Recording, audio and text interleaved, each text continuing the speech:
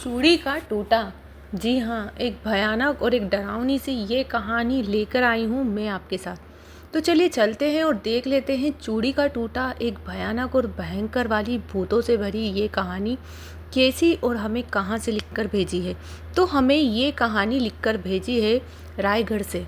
रायगढ़ से संगीता ने हमें ये कहानी लिखी है और उसकी जो बहन है उसकी ये कहानी है। और उसने बताया है कि जो इतना भयानक और इतना डरावना सा ये चूड़ी का टूटा हुआ था, उसके साथ जो हुआ था वो इतनी ख़तरनाक और इतनी डरावनी कहानी थी कि वो अब करीबन 15 साल हो चुके हैं और वो इस चीज़ से अभी तक उभरी नहीं है। तो चलिए चलते हैं। और ये कहानी जिस चीज़ पे आधारित है वो भी एक भयानक और एक डरावनी चीज़ें हैं। जी हाँ, चूड़ी जो काफ़ी लोगों को पसंद तो है, पर क्या ये इतनी भयानक हो सकती है ये किसी ने नहीं सोचा था। तो संगीता सब चीज़ें बताती है क्लियरली कि उसने जो लिखा है उसमें बताती है कि हम 5 बहनें थी, जिसमें से 3 बहनों की शादी हो चुकी थी। जो हमारे गांव में अधिकतर लोगों को काफ़ी क्रेज़ था, मीन्स के लड़कियों को के जो सोमवार होते हैं उसमें पूजा करने जाना है, तो खूब सारी सारी चूड़ियाँ पहनती थी, सब चीज़ें तैयार होकर सब चीज़ें। तो हमारी जो मेरी जो मुझसे छोटी बहन थी संगीता की, तो छोटी बहन थी उसका नाम था कविता। तो कविता जो थी वो काफ़ी खूबसूरत थी। वो बताती है कि जो मेरी सिस्टर थी छोटी वाली वो मुझसे भी ज़्यादा सुंदर थी। और उन दोनों बहनों को साथ में सहेलियों के साथ अधिकतर टाइम जो देता था, अधिकतर वो लोग बाहर बिताती थी, मीन्स के खेलना कूदना पढ़ाई लिखाई सब साथ में। दोनों बहनें एक अच्छी खासी बेस्ट फ्रेंड थी, मीन्स के जो उनकी सहेलियां थी वो भी सब कॉमन थी, मीन्स के आपस में एक दूसरे से कॉमन थी। अब सुनीता एक उसकी और फ्रेंड थी। संगीता, सुनीता और कविता, ये तीनों सहेली और ये दोनों बहनें, ये तीनों अधिकतर साथ में ही स्कूल जाती थी। अभी ये लोग 7वीं कक्षा में थी और जो कविता थी वो, उसकी जो छोटी बहन थी वो 6ठी कक्षा में थी। इनकी उम्र तो अच्छी थी, पर वो बताती है कि गांव में एडमिशन लेट होते हैं, इस वजह से हम लोग छोटी क्लास में थी। और दोनों जो बहनें थी वो दोनों स्कूल से साथ में आया करती थी। तो उसकी जो सुनीता जो सहेली थी उसकी, वो कहती है कि क्यों ना हम भी उपवास रखेंगे, व्रत करेंगे सोमवार के। तो उसमें सभी लोग साड़ी पहन के आएंगे। तो जो जो संगीता थी, सुनीता थी और वो कविता, वो तीनों आपस में डिसाइड करती हैं कि हम इस कलर की साड़ी पहनेंगे। तो जो साड़ी पहन के आएंगे, उस समय पे गांव में काफ़ी चलन चला था कि सब तैयार होंगी, सोमवार के दिन व्रत करेंगी, वो खूब सुंदर सुंदर तैयार होकर आएंगी। सावन का महीना चल रहा था, तो उस समय पे हमारे गांव में काफ़ी धूमधाम से ये उत्सव मनाया जाता था।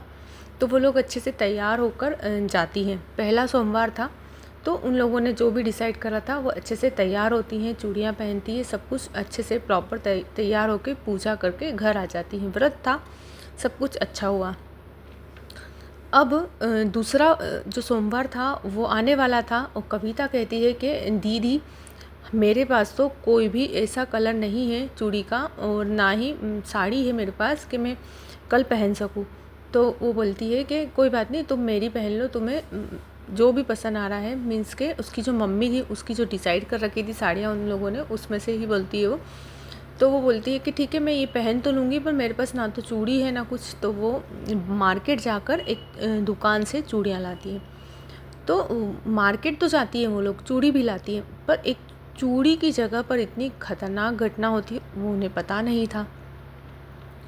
उन लोगों ने अच्छे से सब चीज़ें देखभाल के एक आंटी की दुकान से चूड़ी ले लेते हैं। अब जो सुनीता थी, वो उसकी जो फ्रेंड थी, वो कहती है कि क्यों ना हम आज थोड़ा दूर जाकर चूड़ियाँ लेंगे। गांव की लड़कियां हर कोई इसी दुकान से चूड़ियाँ ले रही हैं, और फिर जब सब दूसरे दिन मिलेंगी तो सब कॉमन होगी, मीन्स के उनके पास भी वही चूड़ियाँ वही, तो हम क्यों ना अगले गांव जाकर यहाँ से चूड़ी लेंगे।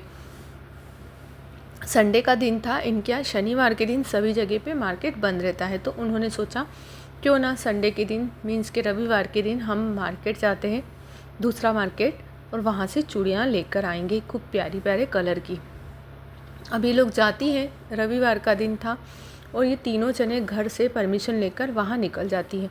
तो वो लोग चूड़ियाँ लेने के लिए जाती हैं और वहाँ पर एक अच्छी खासी बड़ी दुकान थी एक आंटी की। तो जो कविता थी वो कहती है कि नहीं, मुझे यहाँ से पसंद नहीं आ रही है, पर जो पास में है उनके पास काफ़ी सुंदर सुंदर कलर हैं। एक और छोटी सी दुकान थी, उसके बाहर एक आंटी थे, वो उन चूड़ियों को लेकर बैठे थे। तो उनके पास काफ़ी सुंदर सुंदर चूड़ियाँ बिकती है।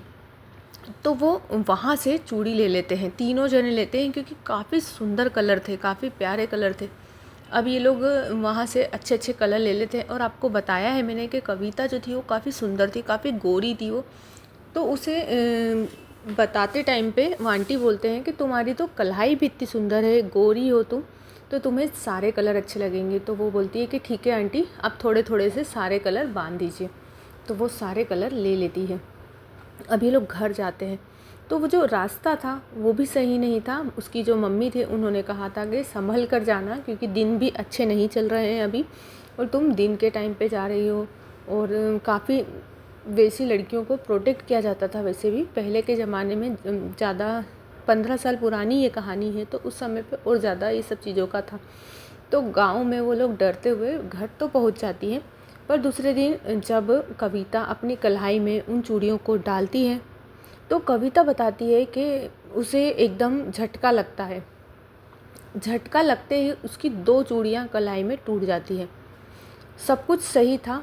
अब उसके बाद जब जैसे ही उसकी कलाई से चूड़ी टूटती है तो उसे खून आ जाता है, उन चूड़ियों के अंदर खून लग जाता है।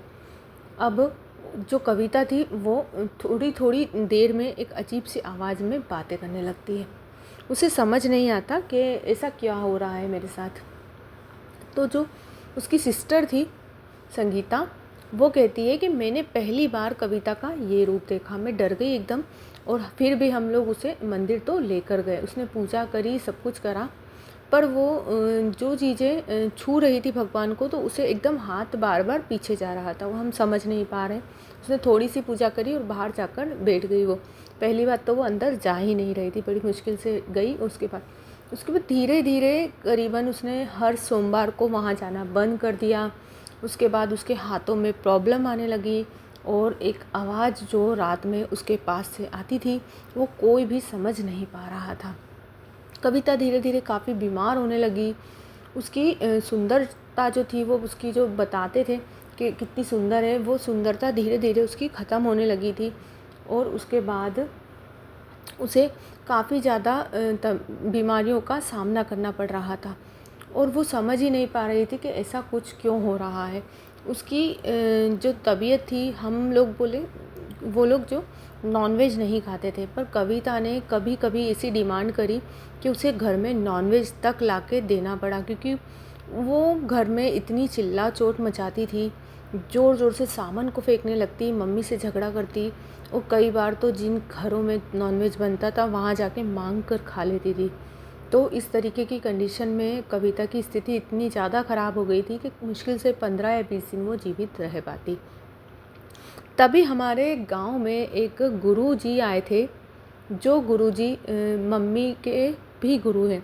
तो उसकी जो मदर थी उनके भी गुरु थे। तो उन्होंने उस लड़की को देखा और देखते ही बोल दिया कि केवल 15 दिन के अंदर ये चली जाएगी। तो उन्होंने कहा कि हाँ पंडित जी, हमें डॉक्टर ने जवाब दे दिया है, अब हम नहीं बचा पाएंगे इसे।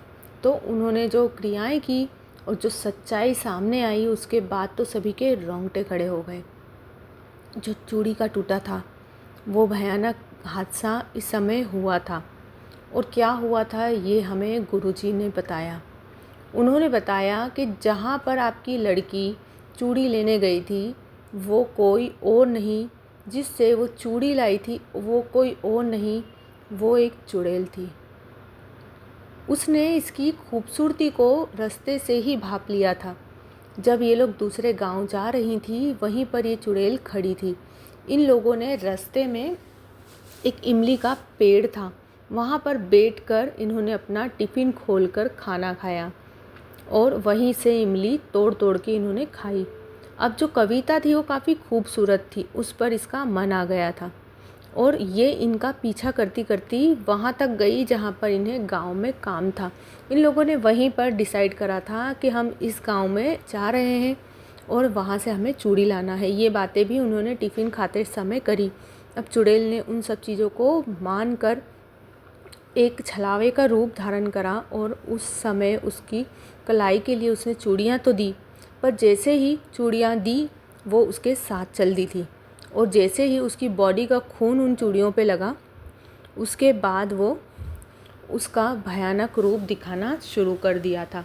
और उसके बाद धीरे धीरे कविता को उसने इस तरीके से कर लिया कि उसे केवल 15 दिन में वो अपने साथ ले जाने वाली थी।